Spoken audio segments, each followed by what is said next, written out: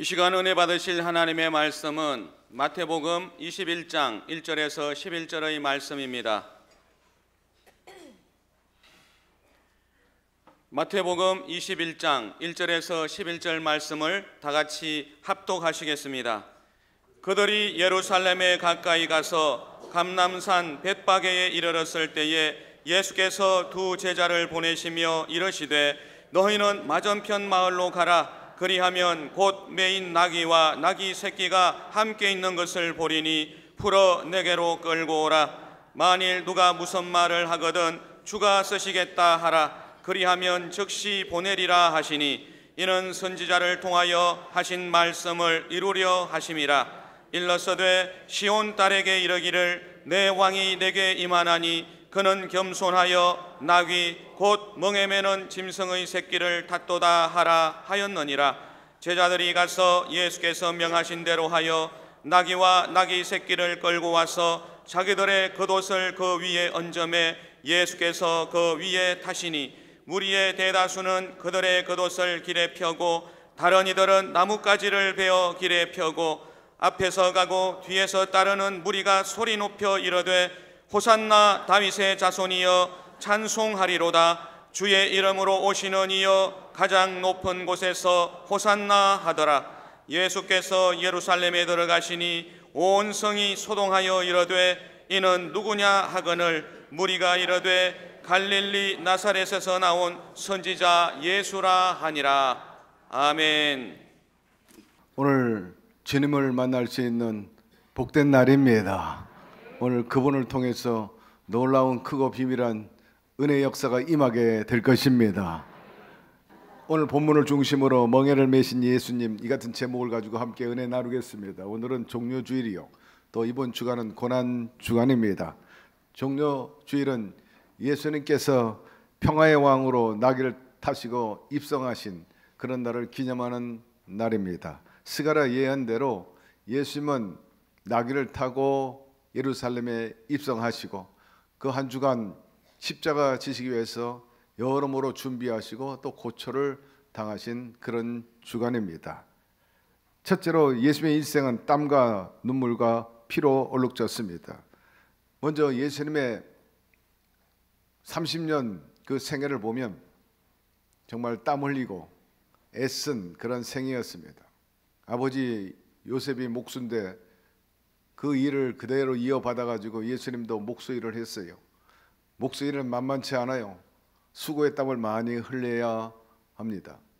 동시에 예수님께서는 저와 여러분의 죄, 인류의 죄를 청산하기 위해서 또 피와 땀을 쏟으신 분이신 것입니다. 여러분, 십자가는 형틀입니다.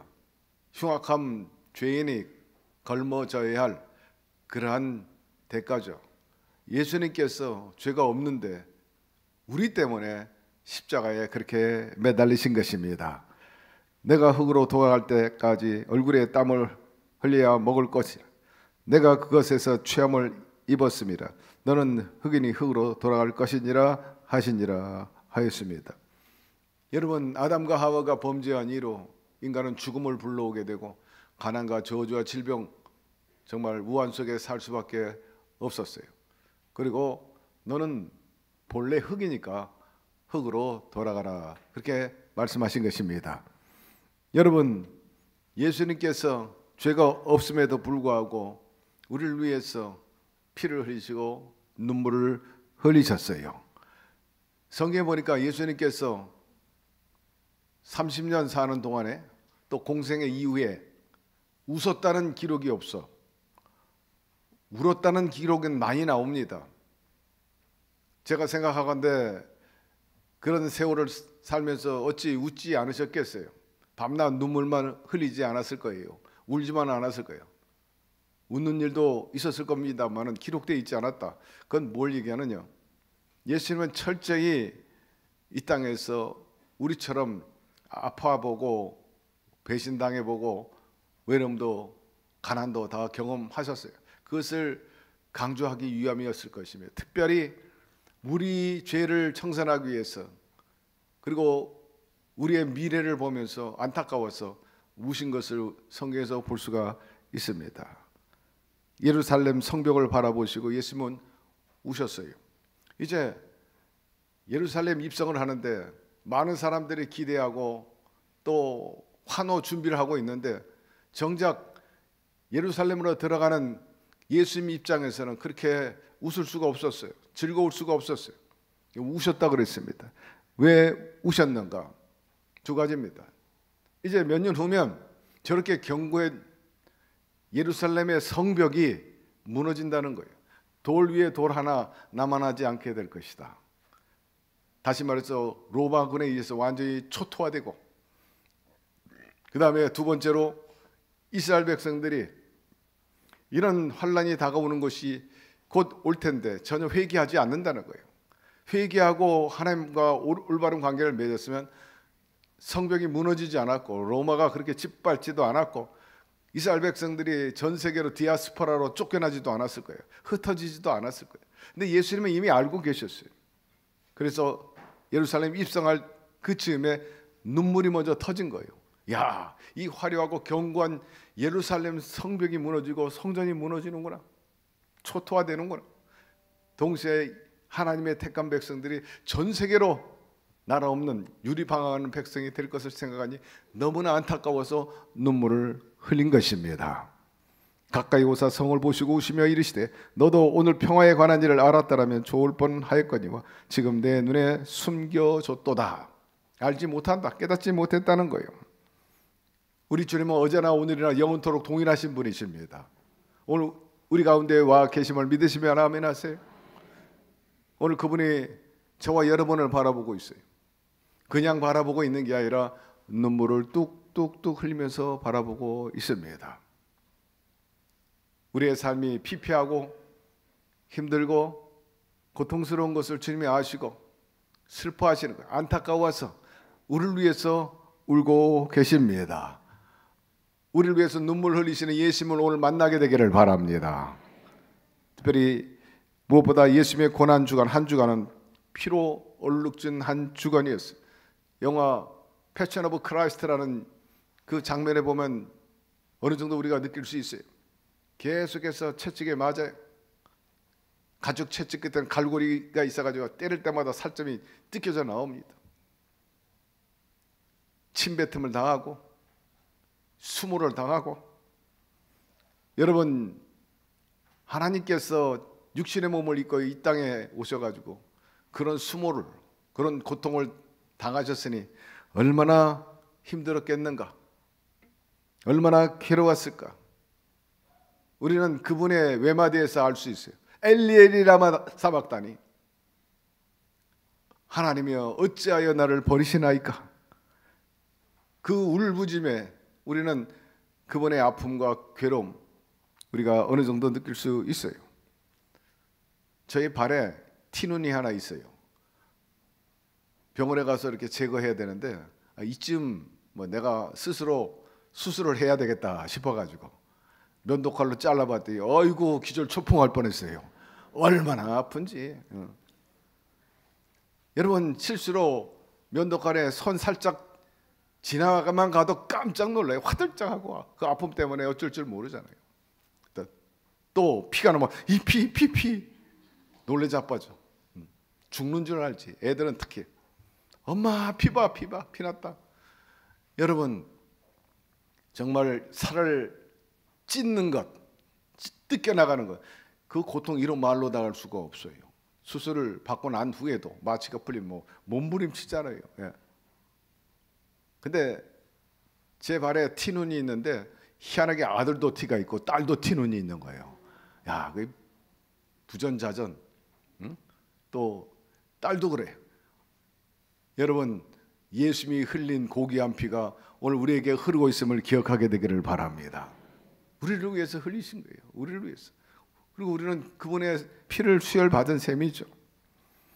우리가 수술이나 상처를 통해서 아픔을 느낀다 할지라도 어찌 주님께서 십자가에 달리신 그 아픔과 비교할 수 있겠어요? 예수님의 눈물도 귀하고 땀도 귀하지만 이 눈물과 땀과 피는 비교할 수 없는 거예요. 왜? 피는 곧 생명이기 때문인 것입니다. 하나님의 법칙이 피 흘림이 없이는 죄사함이 없다 하였으니 예수님께서 대신 피를 흘리신 것입니다. 그러나 그 피가 결코 헛되지 않았고 우리 모두가 죄사함 받고 이 땅에서뿐만 아니라 영생의 복을 누리게 된 것입니다.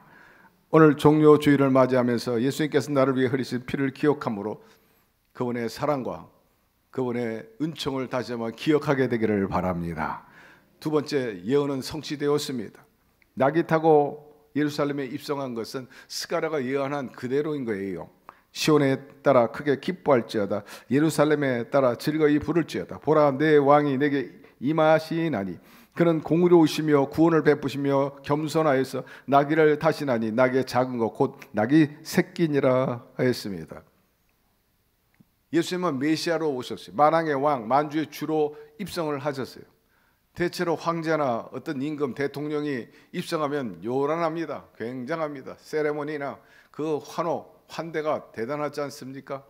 근데 예수님께서는 만왕의 왕인데도 불구하고 입성할 때 그런 세레모니가 없었어요.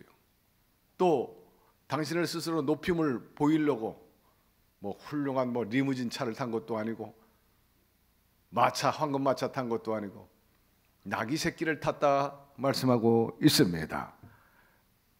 무엇을 말합니까? 위엄을 나타내기 위함이 아니라 겸손함을 보이기 위함인 것입니다.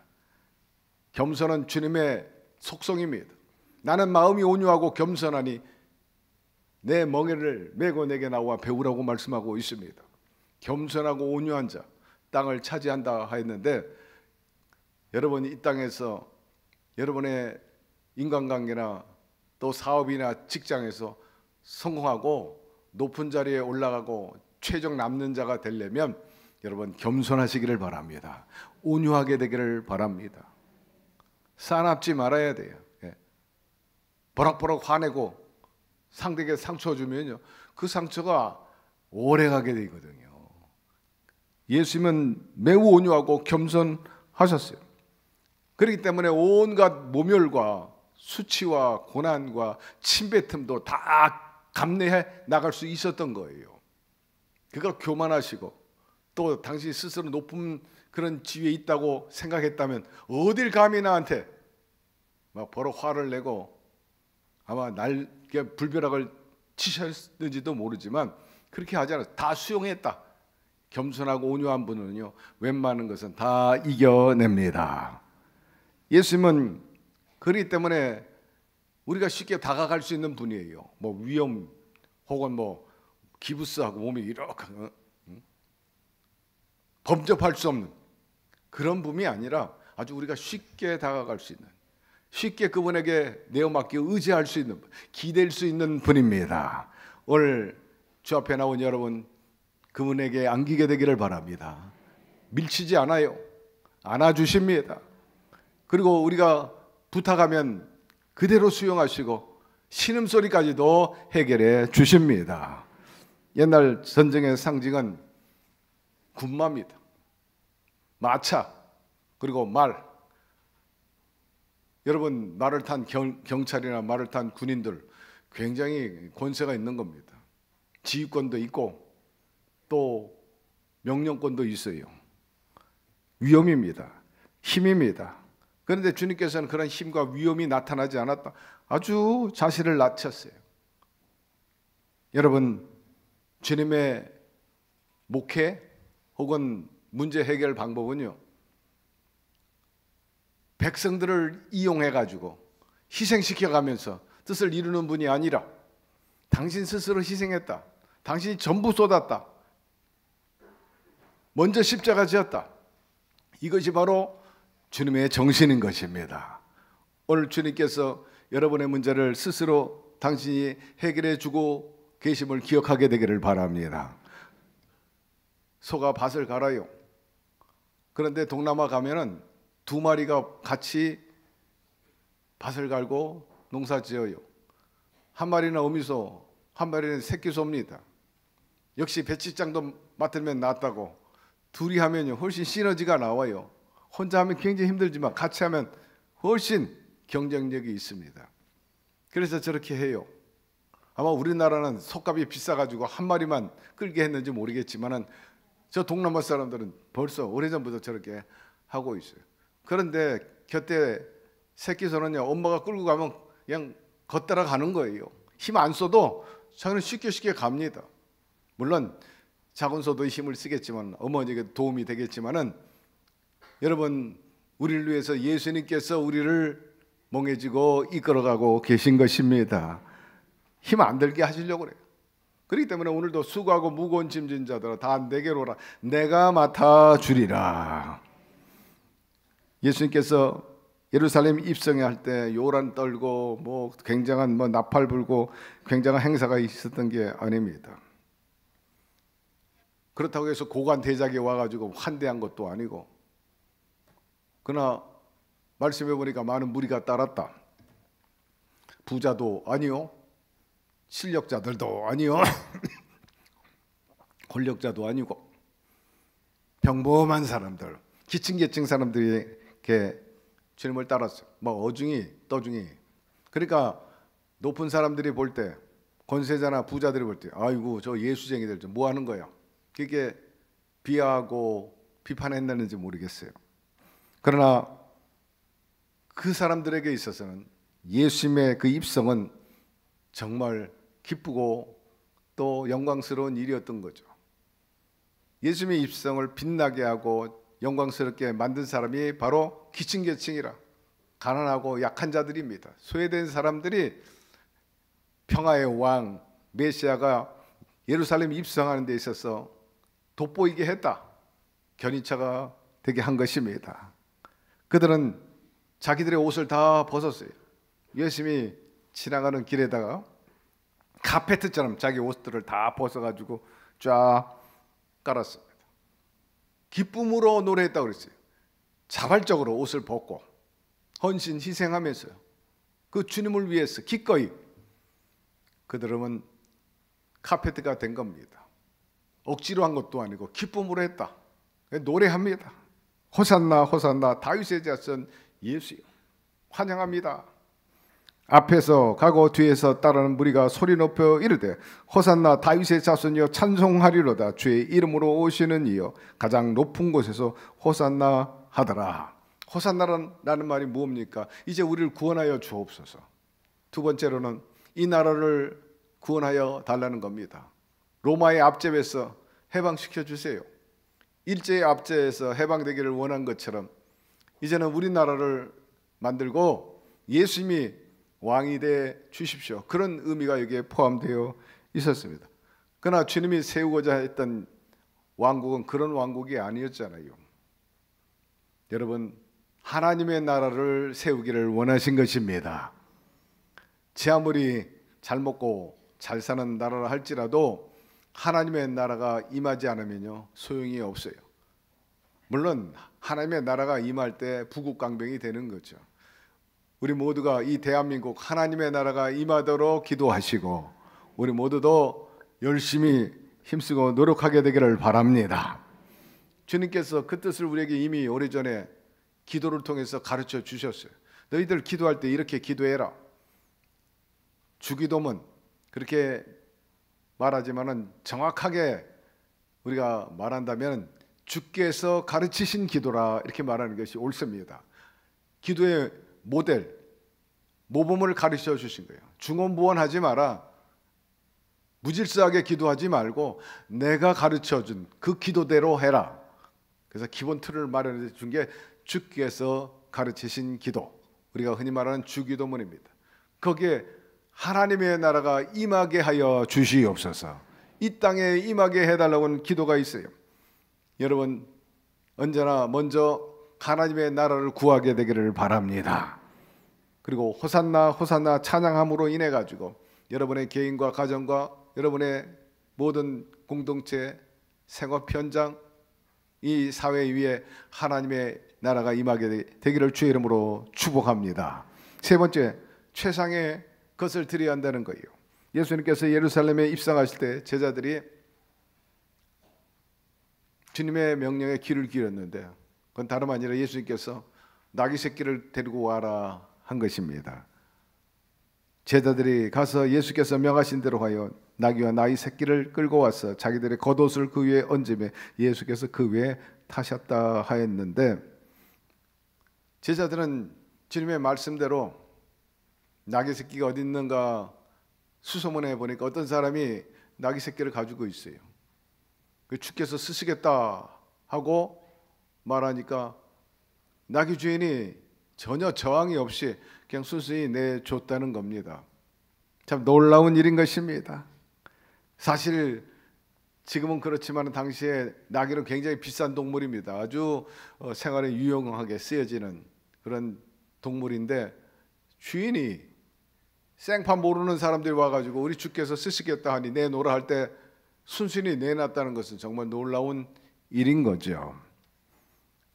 그러나 영적으로 볼 때 그 주인은 여러 가지 깨달음도 있었고 또 복받은 사람이면 틀림이 없는 것입니다. 주님에 대해서 이미 익히 알았을 것이고, 내 가진 것을 통해서 그분을 영화롭게 하고 영광스러운 일을 한다면 내가 기꺼이 드리겠다는 그런 마음이, 그런 발로가 그에게 있었을 거예요. 물론 거기에 관한 기록은 없어요. 그러나 주께서 쓰시겠다 하니까 그 주인이 내어 드렸다는 것입니다. 정말 이름도 없고 빛도 없어. 성경에 보니까 그 존재가 어떤 분인지 나와 있지는 않지만 우리는 이 나귀 주인에 대해서 높이 평가하는 것은 사실입니다. 그러나 우리가 예수님께서 어떻게 그렇게 경우 없이 남의 재산을 갖다가 탈취할 수 있느냐, 그렇게 반문할 수 있었는지 모르지만 아닙니다. 그분은 모든 것에 모든 것이 되시는 분이신 것입니다. 주님께서 직접 그렇게 말씀하셨어요. 내가 메시아라, 만왕의 왕이라. 당신 스스로 단호하게 당신의 정체성에 얘기했어요. 그건 뭐냐? 내가 만왕의 왕이고 모든 것의 주인이라 하는 말씀인 것입니다. 여러분, 우리의 생명도 내가 가진 그 어떤 것도, 지위도 명예도 물질도 다 주님으로부터 온 것입니다. 그것부터 인정하고 들어가야 그 주님을 제대로 모실 수가 있는 거죠. 이 주인은 주께서 쓰시겠다니까 두말 없이 드린 거예요. 오히려 감사함으로 드렸어. 부족한 이 사람의 것을 쓰시겠다니 기쁨으로 드리겠습니다. 여러분, 순종하는 것이 복입니다. 순종하는 것이 중요합니다. 베드로가 밤이 맞도록 그물 던졌는데 한 마리의 고기를 잡지 못해서 새벽에 허탄한 마음으로 집에 가려고 그물 싣고 있는데 예수님께서 오셨어요. 나와 함께 저 깊은 데로 가자. 그때 베드로가 고기 잡는 데는 당신보다 훨씬 내가 노하우가 있고 이력이 있어. 당신은 목수 출신이고 나는 어부 출신으로 잔뼈가 여기서 굵었는데 거부할 수 있었음에도 불구하고 베드로가 뭐라고 말합니까? 제가 말씀에 순종해서 그물을 내리리다. 그물을 내릴 때 엄청난 고기를 애우게 되었죠. 친구의 배까지도 복받게 했습니다. 여러분, 순종하면 복을 받습니다. 신앙에서 순종은 굉장히 중차대한 일인 것입니다. 참 좋은 화장품 회장, 참 좋은 회장인 김광석 회장님이 있는데 이미 많이 회자된 이야기입니다. 그분이 간증 책에 나온 내용이죠. 어느 날 담임 목사님이 불렀대요. 곽선희 목사님께서. 그러더니 내가 미국에 있는 훌러 신학교에 석자 교수로 잠시 가서 공부도 하고 제자들을 양육하게 되는데 빈손으로 갈 수가 없어요. 그래 학교 발전 기금이라도 들고 가야 되고 또 제자들 키우려면 장학금도 필요하니까 나에게 선교비를 지원하세요. 얼마가 필요합니까? 200만 달러가 필요합니다. 그때 김광석 회장이 주저함 없이 스스로 주께서 쓰시겠다는데 제가 드리겠습니다. 그 200만 달러를 즉석에서 결제해가지고 곽성희 목사님한테 지어준 유명한 사건이 있어요. 여러분, 우리가 주님을 향한 헌신은 결코 낭비가 아님을 기억하게 되기를 바랍니다. 우리 교회도 그런 분이 있어요. 주께서 쓰시겠다는데 기꺼이 제가 내놓죠. 드리겠습니다. 여러분, 예수님은 제자들을 보내시면서 그들에게 그리하면 그가 보내리라 이미 알고 계셨어요. 우리 주님은 시험도 주시지만 시험을 감당할 수 있는 능력도 주시는 겁니다. 피할 길도 주십니다. 혼자 내버려 두지 않습니다. 제자들은 나귀 위에 얹을 안장조차 없었는데 많은 무리들은 자기 옷을 벗어가지고 카페트로 깔았다면 제자들은 자기들의 겉옷을 벗어서 예수님이 앉을 안장을 만들었다고 말씀하고 있어요. 안장을 만들었다. 네. 여러분, 제자들이나 백성들은 주님을 위해서 최상의 것을 드린 것입니다. 그들은 옷이 손상되는 것도 개의치 않았고 옷이 찢어지는 것도 생각하지 않았어요. 정말 그분을 사랑하는 마음으로 순종하는 표시로 스스로 겉옷을 깔았던 것입니다. 여러분, 우리 모두도 나귀 주인처럼 제자들처럼 헌신해야 할 것입니다. 기쁨으로 나를 드리고 내 가진 것을 드리고 내 그 어떤 것이라도 주님을 기쁘게 할 수 있다면 그것을 드림으로 축복의 통로가 되시기를 바랍니다. 고난주간입니다. 주님을 기쁘게 하고 영원하게 한다면 이제 내가 드릴 차례입니다. 여러분, 왜 우리가 드려야 합니까? 드려야 할 이유가 있죠. 그분은 저와 여러분을 위해서 빨가벗겼기 때문인 것입니다. 수치를 당했어요. 만왕의 왕으로서 메시아로서 위엄 있고 참으로 당당해야 할 그분이 완전히 벗김을 당했다는 것입니다. 그렇기 때문에 우리가 그분을 위해서 입혀드려야 합니다. 네 번째, 인류죄의 멍에를 메신 예수님이십니다. 예수님께서 박수 받고 호산노 노래 듣고 싶어가지고 여러분 나귀 타고 예루살렘에 입성한 게 아니잖아요. 그분은 죽으러 오신 거예요. 우리의 모든 죄를 감당하기 위해서, 죽기 위해서 입성하신 것입니다. 보라, 우리가 예루살렘으로 올라가노니 선지자들을 통하여 기록된 모든 것이 인자에게 응하리라. 인자가 이방인들에게 넘겨져 희롱을 당하고 능욕을 당하고 침뱉음을 당하겠겠으며 그들은 채찍질하고 그를 죽일 것이나 그는 3일 만에 살아나리라 하였습니다. 하나님의 뜻에 순종해서 죽기 위해서 예수님께서 그것에 입성하셨어요. 여러분, 죽는다는 거 보통 어려운 일이 아니에요. 보통 고통스러운 일이 아닙니다. 두려운 일입니다. 그렇기 때문에 주님께서도 앞서도 언급을 했지만 아버지 어찌하여 나를 버리시나이까? 아버지의 이 잔을 좀 옮겨주십시오. 그러나 내 원대로 마옵시고 아버지 뜻대로 되기를 원하나이다. 모든 공포와 두려움을 감수한 채 내 고집과 내 의지를 꺾어버리고 주님의 뜻에 순종했다는 것이 오늘 우리에게 보여주는 모범인 것입니다. 예수님은 우리들이 당해야 할 고통을 대신 감당하셨어요. 그리고 우리로 하여금 용서와 사랑과 생명과 그리고 풍요를 그리고 생명을 강건하게 얻게 된 것입니다. 이제 우리는 저주받은 운명이 아니고 지옥 갈 팔자가 아니라 주님께서 대신 가난하게 되심으로 우리는 부유하게 되고 그분이 대신 죽음으로 우리의 영이 살게 되고 지옥으로 안 가고 영생 천국을 누릴 수 있는 주님의 자녀요 백성이 된 것입니다. 이라크 한참 전쟁할 때 이런 일이 있었어요. 한 병사가 전우들을 위해서 피 헌혈하기 위해서 왔어요. 하도 많이 다치니까 피가 부족해요. 그래서 자발적으로 헌혈하기 위해서 왔는데 피를 뽑기 전에 간호사가 말합니다. 여기는 전쟁터고 피를 뽑아도 보관하는데 어려움이 많아요. 때로는 이렇게 헌혈 받고 나서 보관하다가 적군이 와가지고 빼앗아 가기도 하고 테러리스트가 탈주해 가기도 하는데 그래도 헌혈하시겠습니까? 병사가 팔을 걷어붙이고 무슨 말입니까? 내 피는 적군이든지 테러리스트든지 우리 아군이든지 생명을 살리는데 쓰여지면 좋겠습니다. 정말 놀라운 일이죠. 그 내용이 그대로 CNN 방송에 생중계돼 가지고 미국 조야와 미국 사람들에게 큰 신선한 충격을 주었다는 거죠. 그렇습니다. 우리 예수님의 피는요, 누구든지 간에 누구에게든지 간에 여러분 수혈할 수 있는 피인 것입니다. 그것이 바로 예수님의 정신 아니겠습니까? 예수님께서 제자들에게 너희가 나를 따라오려거든 자기 십자가를 지고 와라 말씀하십니다. 십자가를 진다는 것은 죄와 싸우는 겁니다. 세상과 싸우는 것입니다. 예수님께서 십자가를 통해 승리하신 것처럼 우리가 승리의 십자가를 붙들고 함께 나가게 되면 예수님의 승리가 저와 여러분의 승리가 될 것입니다. 권사님 한 분이 남편 때문에 굉장히 고통을 당하고 있어요. 야, 저 남자 때문에 내가 십자가를 너무 힘들게 지고 있다. 그런 스트레스를 받는 과정 속에 어느 날 꿈을 꿨는데 하나님께서 십자가를 들고 오셨다는 거예요. 야, 십자가가 너무 힘들면 다른 것으로 바꿔줄게. 그러면서 여기 황금 십자가에 있는데 이거 지고 싶냐? 너무 좋아요. 그래서 얼른 황금 십자가를 채웠어요. 웬걸 너무 무거워가지고 갈 수가 없어. 얼른 내려놨어요. 다른 거 한번 줘보세요. 여기 장미꽃 십자가가 있다.